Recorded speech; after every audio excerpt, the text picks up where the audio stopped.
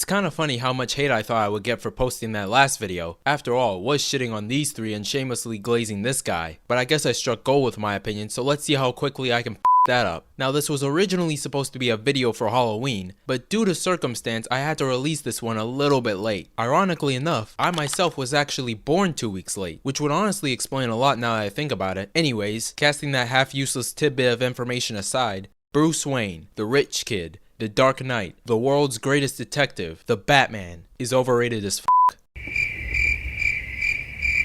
Yeah, that's right, I said it. The one superhero that has this many search results absolutely glazing everything about him is the comic book equivalent to Instagram models and being famous. And I'm gonna prove it. But first, shout out to my Twitter and Instagram, as well as my Patreon, since I am just a broke 19-year-old taking on another one of these rich white assholes in Gotham. Now with that settled, let's start with who the Batman actually is. Now I bet you noticed that I called him Batman and not Bruce Wayne. Trust me, that's intentional, because it's actually one of the main things I like about his character.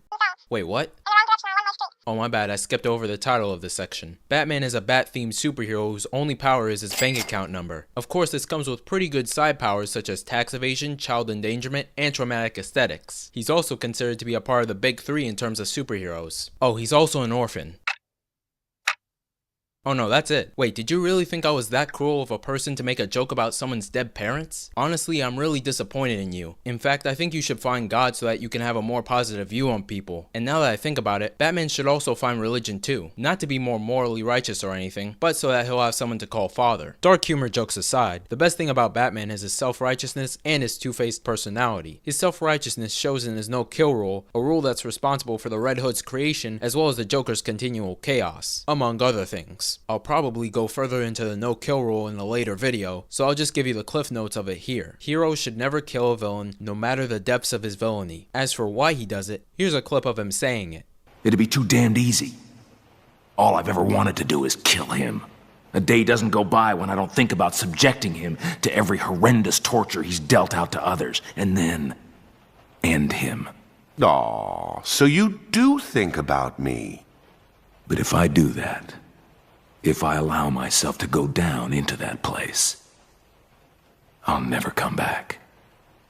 Now of course you don't have to just take his word for it, as you could also listen to what Rant said about it, highlighting the fact that murdering will just create more murderers. And the reason I like this part of his character is because it makes the story much more interesting from a morality standpoint. As a rule of thumb in storytelling is to create a story that can generate conversations that will be had at least 1 year after the story's release. And a plot centered around Batman's no-kill rule does just that. It brings up morally interesting questions that will start conversations between nerds and philosophers. Of course, another thing I liked about his character was the fact that Batman was just as two-faced as this villain. It makes the story much more interesting as you get to see a hero that's almost as unstable as his villains. And seeing that dynamic play out definitely makes me want to say he just like me for real. Oh, it also makes me want to actually read the comic too. Alright, it's time I take this guy's meat out of my mouth and instead pull a dominatrix. Or more specifically, it's time for me to reveal why I titled the video the way I did. And yes, half of it was to rage bait you, and judging by the fact that you're still watching means that it worked. Of course, the main reason why I think Batman is overrated is because he's well overused. Now before you ignore this point entirely, hear me out for a minute. Batman today is like that one meal you can have almost every single day. It gets boring, it's repetitive, and it makes you want to find out the taste of a shotgun barrel. I mean seriously, out of all the different superheroes with way more interesting backstories and superpowers, why the hell did you have to pick this guy? Is it because you want to insert yourself into his life? Because I'll tell you right now, there's only one guy on this earth that can actually do that successfully.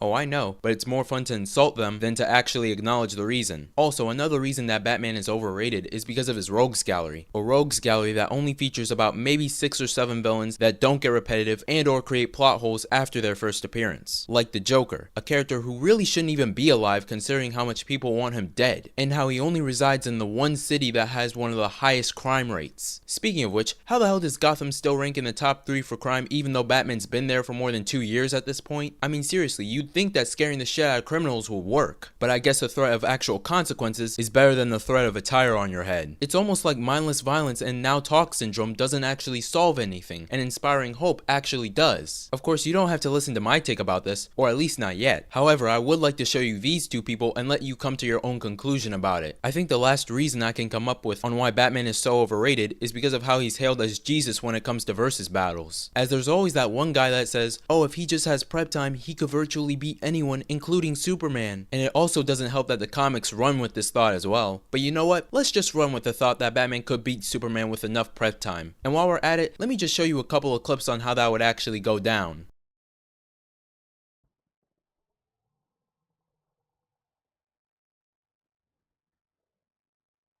Of course, this is a weak point as for why the character is overrated, but I still thought it was worth mentioning. After all, it is the little things that count, or at least that's what my wife tells me. I mentioned earlier that there were other superheroes other than Batman to make movies out of, so let me just list at least 5 of them here. First up is Static Shock, since he's already got his own show. Second is Kyle Rayner. I find him to be the most interesting Green Lantern in terms of design and origin, so he'd make a pretty decent character to watch. Plus, he could be a good setup for a lot of different things. Third is Tom Keller. He's got a pretty nice design and his powers could go with a lot of songs, so just a movie of him going through life would be alright. Fourth is Saint Walker, mostly because this guy's movie is coming out, and bringing in the theme of hope would really tie into the Blue Lantern Corps. Obviously this wouldn't be a movie, and probably everything else I just listed except for one, but it would be a good way to further expand the DCU. Power Girl is the 5th option for obvious reasons. Booster Gold could work if people are still fond of guys like Deadpool and the Punisher, and the last option is Deadman. And I'm not gonna lie, if anyone at DCU watches this video, this is the idea I want you to take. Mostly because Deadman has one of the more unique origins and powers of anyone on this list, and I can already come up with like 5 different movies you could make out of him. Hell, I might even make one of them just for the fun of it. Would be a good way to transition back into webtoons, especially if I can actually get paid for it this time. In short, Batman's overrated, my opinion is fact, and Deadman is better.